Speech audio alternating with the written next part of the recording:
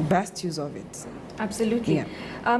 You also mentioned a lot of things that we also want to get more into, like the repeal of the rate cap and county pension.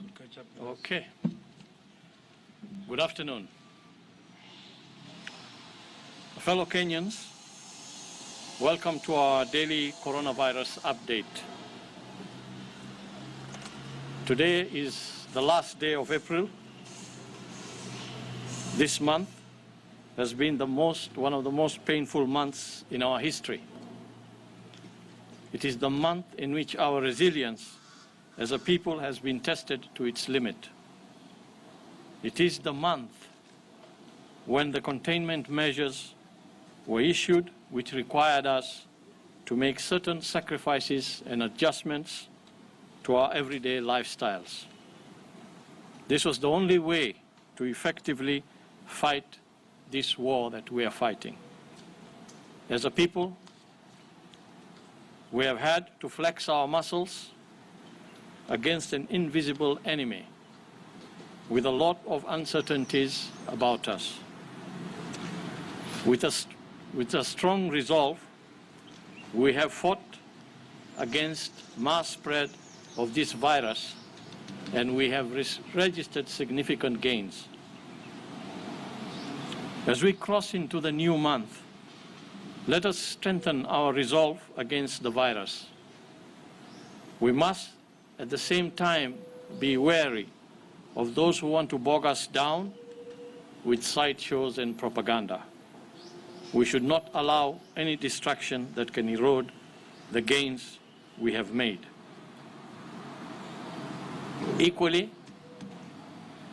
we should not become complacent and feel that we are out of the woods. We are not out of the woods yet. As we move into this new month, we are still faced with uncertainties as to what trajectory our situation will take, and we must continue to prepare for that. As part of our strategy to fight the disease, we mentioned the need to check all cross-border truck drivers as they cross into the country. As members of the East African community, we have agreed on a protocol that will ease clearance at the border of all Kenyan truck drivers having to be tested from their point of origin, which is mostly in Mombasa. We believe that these discussions and arrangements we have within the EAC will be able to facilitate the testing of drivers in an efficient way, while at the same time not impeding the flow of trucks and cargo across the border. Regarding the opening of restaurants and eateries, let me reiterate that any facility that wishes to open up for business must do so after meeting the conditions and guidelines as outlined by the ministry, which I believe are now available on the website. Certification to open must be obtained from the public health offices in the counties. We are also aware that there have been reports highlighted in various media on a planned COVID-19 expenditure.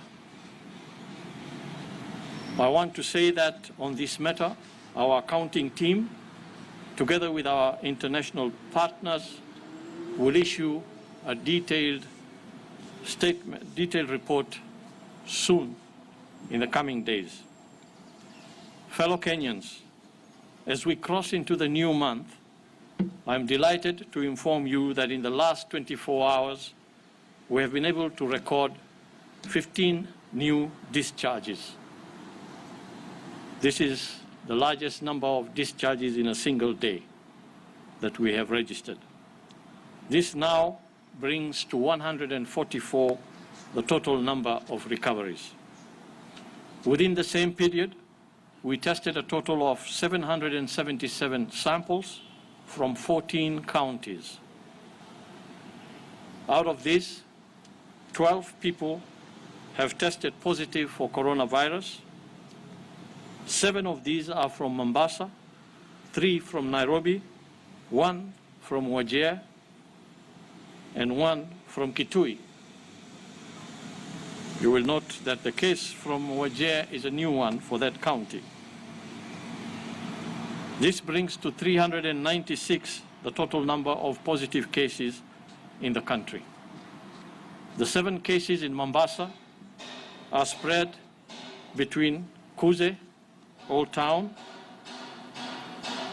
4, Bondeni 1, Bomani 1, and Kidunguni 1. The 3 cases in Nairobi are from Eastleigh, Feather, and Kileleshwa. 7 of the cases were picked up by our surveillance teams, while 5 are from our quarantine centers.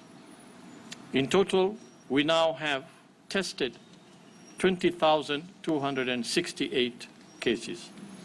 Today's cases are aged between 1.5 years for the youngest and 75 years for the oldest. In terms of gender, 9 are males and 3 are females. Once again, we are saddened to announce that today we have lost 2 more patients. This now brings to 17 the total number of cases that have succumbed to COVID-19 in the country. On behalf of the government of Kenya, I wish to pass our sincere and heartfelt condolences to the families of the departed. As I conclude, let me once again thank our people for the cooperation in this fight, and also urge us that let us not drop our guard, keep our vigilance, and strictly adhere to the measures that have been put in place. That is the only weapon that we have to prevent us against this pandemic. And I'm certain if we continue in this path that we shall be able to beat this enemy.